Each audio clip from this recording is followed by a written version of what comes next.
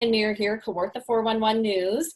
Welcome to another edition of our Sunday Drive with a twist. This is our pandemic-style Sunday Drive, where we actually don't go on a drive. We do it from the comfort of our own home. And today we are joined by Leah McCracken. Hi, Leah.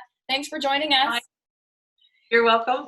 This is Nurses Week, and Leah McCracken has been a nurse for 33 years, and she spent the last number of those years at PRHC in Peterborough. So we're going to chat with her a little bit about why she wanted to become a nurse, how the profession has changed over the years, and how dealing with the pandemic, because you're in the ICU, right?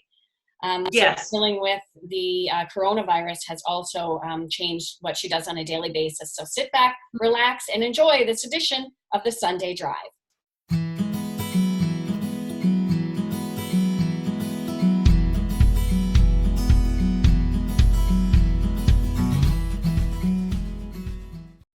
Okay, welcome back, everybody. We are here with Leah McCracken, who has been a nurse, a registered nurse for 33 years. Wow, you are very dedicated. Thank you so much, Leah, for joining us today and telling us your story. So you've been a nurse for 33 years. What made you want to become a nurse? I remember when I was in grade 2, so about 7 years of age, I fell on the ice. I cut my head open and I had to get stitches. And the thing that I remember the most about is the nurse that was there who held my hand and told me everything was going to be okay and I was less afraid. So she was sort of my inspiration. I don't remember her name. I don't remember what she looked like. But from that point on, I always wanted to be a nurse. Grade 2. So grade 2, yes, grade 2. And then I liked science. I liked biology. I liked figuring out how the body works. I wasn't a squeamish person, and I just sort of focused my education, even in high school, towards becoming a nurse, taking all my science courses, biology, chemistry, my mathematics, all that sort of stuff, and applied and got in. Wow. So, and it's obviously something you love because you've been doing it for 33 years. What yes. is it that you like so much about it? It's a challenging career. It's a very diverse career, even though I have focused my work in intensive care. I worked at sick kids for 18 years in their pediatric ICU, Toronto General in their cardiovascular surgery ICU, and now Peterborough in their med-surg cardiology ICU. You can do many different things with nursing. You can do public health, you can do research, there's nursing homes. It's a very diverse job. It's also a lot of fun. You make great friends, lifelong friends. They're the people that you talk to when you're upset about something that's happened through the day, because your fellow nurses are the people that understand what you're going through. Yeah. It's a very rewarding job. You hope to make a difference in someone's life. Even if it's something as simple as celebrating someone coming off a breathing machine or being by your patient's side at the end of their life, you hope you make a positive impact. Just like that. Like, how do you learn to deal with being there and being an ICU nurse, probably a lot more than most nurses, being there at the end of someone's life? How do you deal with that? You have to have empathy, but you also have to be able to take a step back and not become too emotionally involved. And sometimes you have a real connection with some patients that you feel really close to, that you sort of have a connection with, and those deaths bother you a lot more.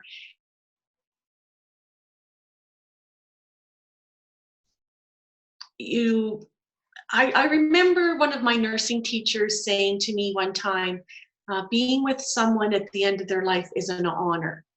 And I think you have to look at it that way, that you're helping that person start another chapter in their life, I guess, if you want to put it that way, to be there with their family and help comfort them and help them deal with that loss that they're going through. You sort of look at your own personal tragedies that happen in your own life and how you've dealt with it. And, I've lost my father, I've lost my brother, so you can empathize with people and what they're going through. And I don't know, I'm just very good at dealing with it. I've dealt with children passing away and families losing their children, working at sick kids. I think it's easier with adults because they're older and you think they've lived a good life, and that sort of helps you as well. I just think it's just a skill. Maybe that's just innate that you have. For sure. Maybe that's why you can do. Mm-hmm. Would you say that's the most difficult part of the job, or what is the most difficult part of the job for you? I'm saying a lot. That's okay. You and the Prime Minister, you're in good company. Yeah. I don't think that's the most difficult part for me. I think the most difficult part for me, nurses don't like to talk about it, but we get hit, we get kicked. The verbal abuse sometimes can be bad. We see people at their best, we see people at their worst.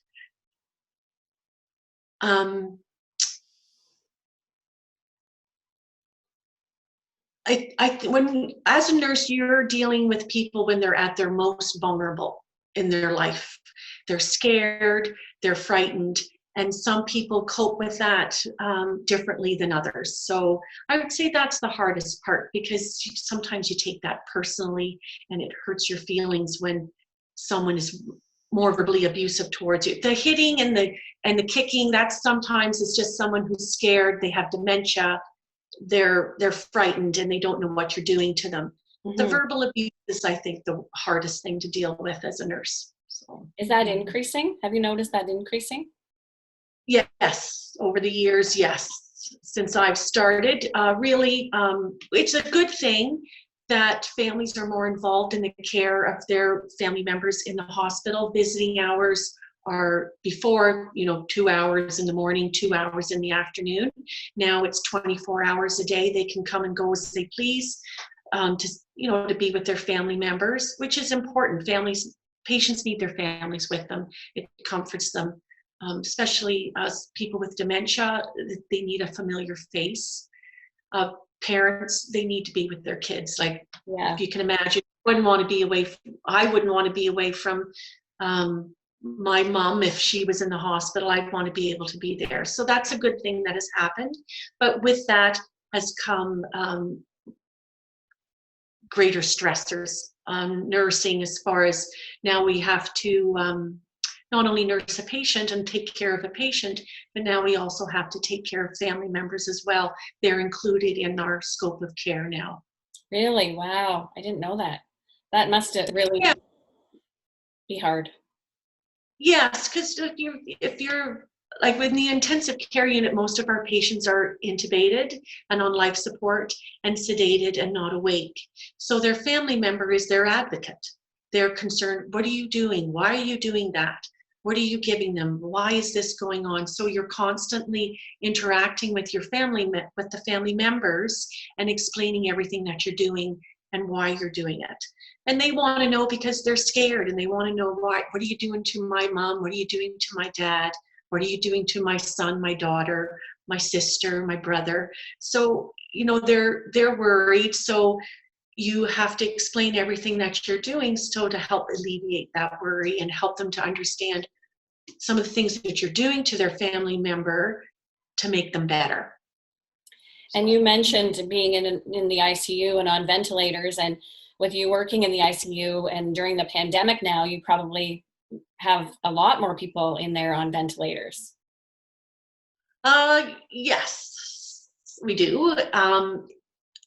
I think this is the first time in my career that I've been scared and nervous about bringing something home to my family, because we don't know a lot about COVID-19. But I find we're very well protected at the hospital.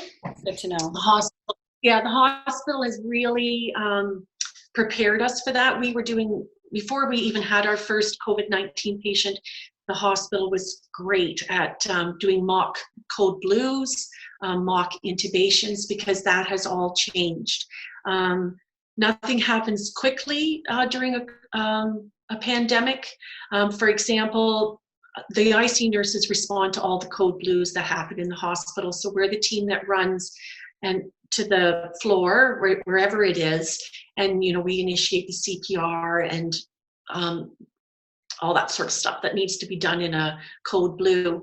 So now we have to stop before we go rushing into a room. Well, for anybody that's a potential COVID patient, we have to stop, put on all our protective equipment, our gowns, our masks, our shields, our gloves, and then go into the room. So that takes time. So it's scary because you just want to get in there, but you got to remember you have to protect yourself first.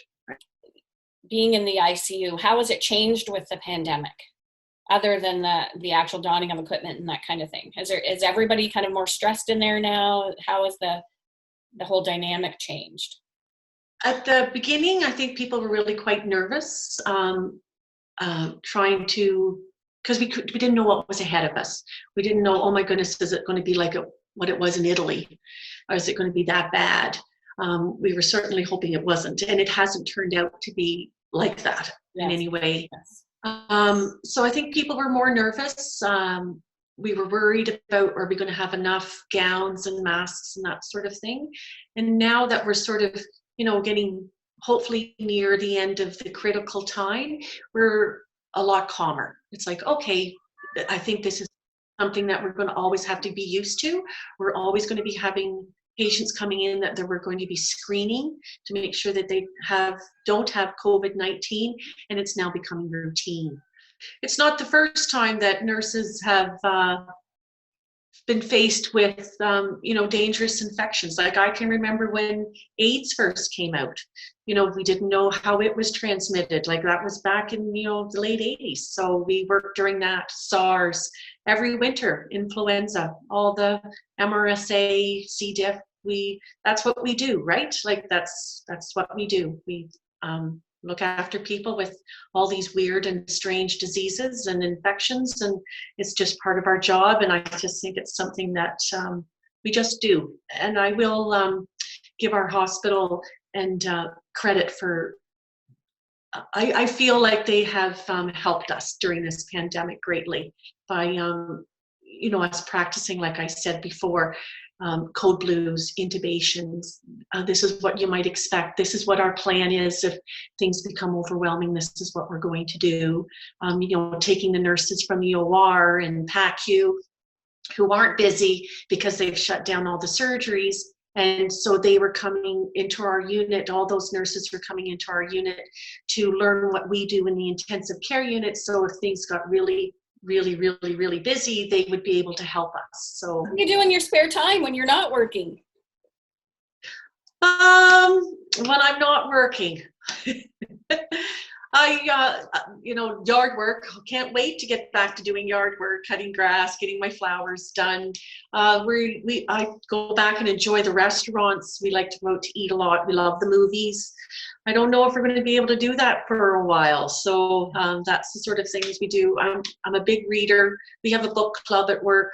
So I don't know if it's really about reading books or more about just getting together. But I love to read and, just putz around my house and travel a little bit here and there, all these little things that you didn't really appreciate what you did. And now you're sort of questioning whether you're going to be able to get back to doing those sort of things. The community support has been sort of unbelievable. How they've kind of rallied around the hospital and how they've sort of rallied around the frontline workers, and the appreciation that we feel has been overwhelming and very much appreciated. Well, thank you so much. Thanks for joining us today and telling us all about your important work, and thanks for doing it. We really appreciate it. And All right, you're welcome. have a great long weekend. I don't know if you're going to get any time off, but I hope you do. I'm working.